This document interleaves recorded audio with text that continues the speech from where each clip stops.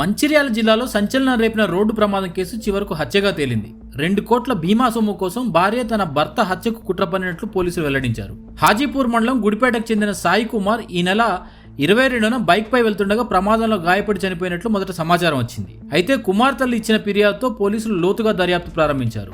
దర్యాప్తులో షాకింగ్ విషయాలు బయటపడ్డాయి. కుమార్ భార్య భారతికి సురేందర్ అనే వ్యక్తితో వివాహేతర సంబంధం ఉన్నట్టు పోలీసులు గుర్తించారు.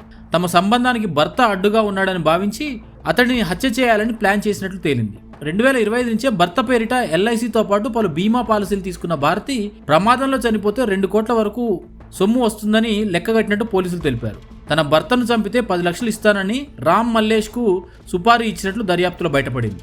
పథకం ప్రకారం కుమార్కు మద్యం తాగించి ఇనుపసుత్తితో తలపై దాడి చేసి కుమార్ను చంపి ఆ తర్వాత రోడ్డు ప్రమాదంలో కనిపించేలా బైక్తో పాటు రోడ్డు పక్కన పడేసి పరారయ్యారు.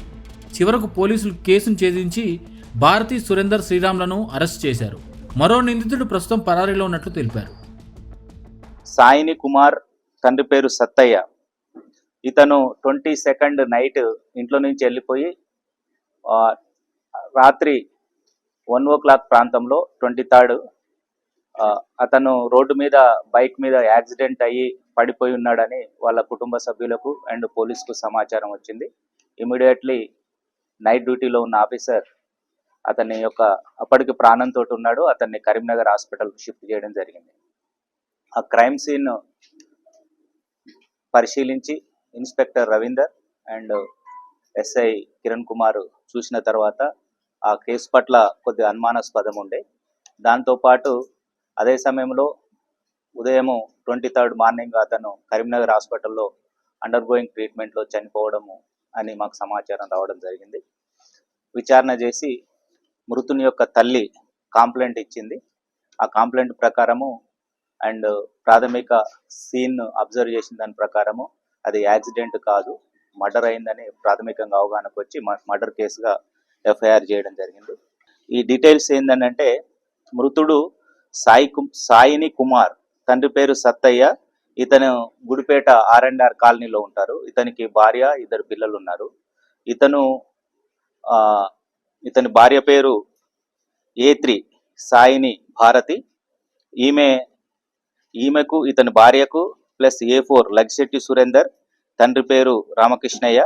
ఇతను కూడా R&R కాలనీ. మృతుని యొక్క భార్యకు A4కు అక్రమ సంబంధం ఉంది. వాళ్ళు కంటిన్యూషన్ ఫోన్ మాట్లాడుకోవడం, ఈ విషయం తెలిసి మృతుడు భార్యని మందలించడము, కొట్టడము జరుగుతుంది.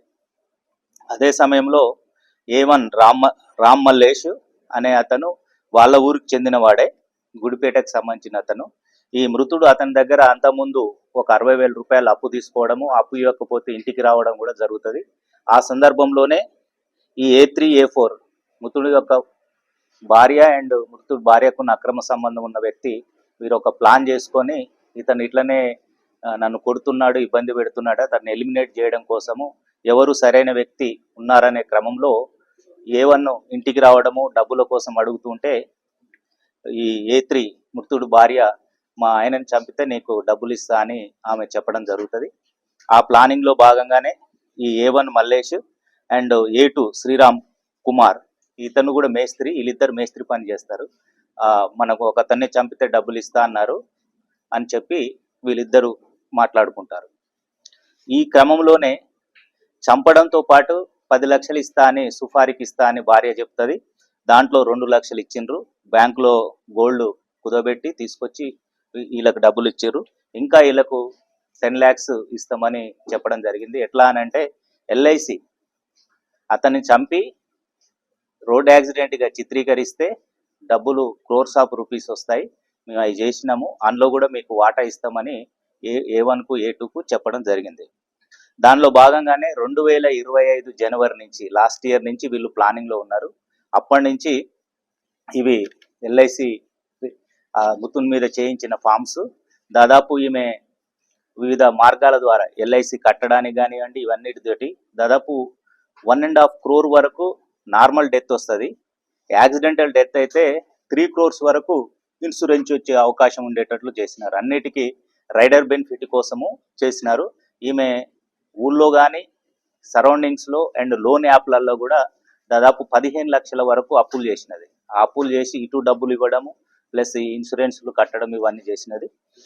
ఈ ముఖ్యంగా అక్రమ సంబంధం నుంచి బయటపడము, భర్తని చంపడం ద్వారా అక్రమ సంబంధం నుంచి అతను కొట్టడం బాధపోతుంది. అదే సమయంలో వాళ్ళిద్దరూ A3 A4 హ్యాపీగా ఉండొచ్చు.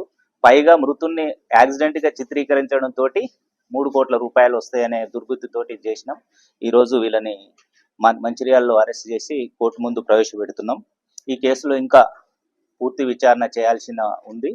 మెయిన్ ఈ ఇన్సూరెన్స్కి సంబంధించి 2025 జనవరి నుంచి అండ్ జూలైలో చేసినారు, ఆగస్టులో కూడా చేసినారు.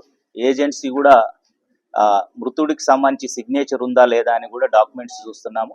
ఆ డబ్బులు ఎవరి అకౌంట్లలో వచ్చినాయి, అంటే మృతుడి అకౌంట్ నుంచి ట్రాన్స్ఫర్ అయినాయా లేకపోతే A4 A3 భార్య అకౌంట్ నుంచా A4 అకౌంట్ నుంచా అనేది కూడా వెరిఫై చేస్తున్నాం. ఎందుకంటే ఒక వ్యక్తి మీద ఇన్ని ఇన్సూరెన్సులు చేస్తూ ఉన్నప్పుడు ఒక ఏజెంట్ దగ్గర 3 ఇన్సూరెన్సులు చేసినారు.